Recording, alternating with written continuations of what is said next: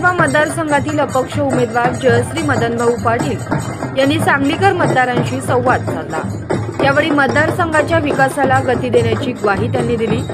जयश्री मदन पाटील यांच्या प्रचाराचा नारळ फुटल्यानंतर आता प्रत्यक्ष मतदार भेटीवर त्यांनी भर दिला आहे। सांगली आणि उपनगरातील अनेक प्रश्न प्रलंबित आहेत। गुंठेवारीतील नागरिकांच्या समस्या वाढल्या आहेत। उपनगरातील रस्त्यांची वाट लागली आहे। उपनगराच्या विकासासाठी पाठिंबा देण्याचे आवाहन जयश्री मदन पाटील यांनी यावेळी केले आहे।